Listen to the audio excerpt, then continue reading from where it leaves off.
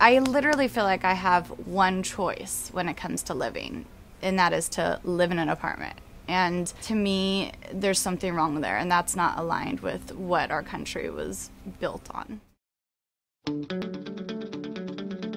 When people think of imprisonment, their minds automatically form images of being locked behind bars. But this is not always the case. Today, people are feeling trapped by a dream rooted in our country's character, the dream of home ownership.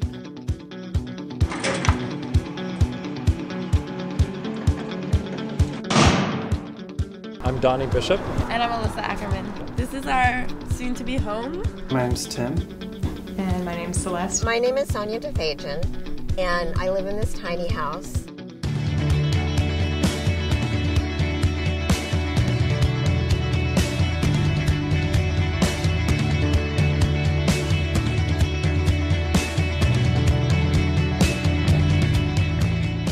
Americans hold a lot of pride in the idea of owning a home. This dream began with the growth of suburbs, known as urban sprawl, following World War II. The peak of home ownership was in 2007, with nearly 70% of Americans owning versus renting. Following this was the stock market crash of 2008, causing millions of foreclosures, bank failures, and a major decline in housing prices.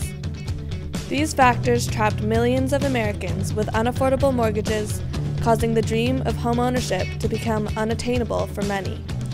Today, the dream is morphing into something more basic, more real, more sustainable, something befitting a new set of economic circumstances.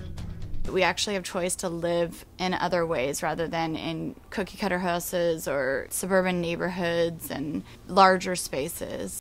Part of this project started because I was feeling very limited by the type of lifestyle that was accepted. Tiny houses are an alternate option. Just as the name suggests, tiny houses are dwellings under 400 square feet, often on wheels, that while small, contain all the necessities of a conventional home. With lower costs, tiny homes broaden the spectrum of people who can own a home and revive a dream that seemed to be drifting away. The idea of owning a home was sounding really good, but then it just was so unrealistic for, people like us. Who buys a home, who lives off middle class income. Even if I had the money to buy a larger house, I actually don't have to do that. That's crazy. I actually have choice. It's like this sensation of being free.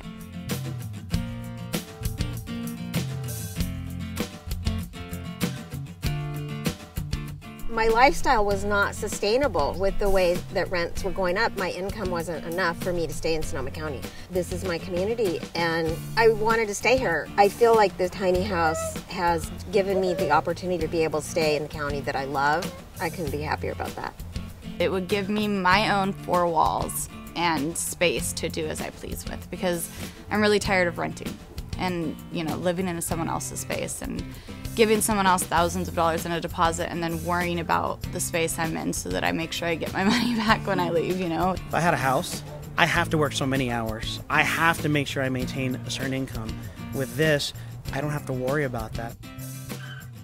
Just freedom from having to work 40 hours a week. That's the biggest thing. It frees you up from having a huge mortgage payment. I have the freedom to say, I want to take extra long vacation. I want to get these nice things because I have the income. I think it's the mental freedom of knowing that I can do the things whether I want to or not. It's just a lot cheaper because there's less square feet and you use a lot less.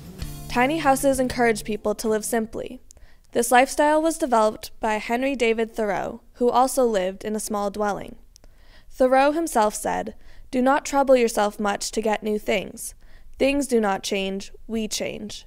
Sell your clothes and keep your thoughts." The average household has 300,000 items in it.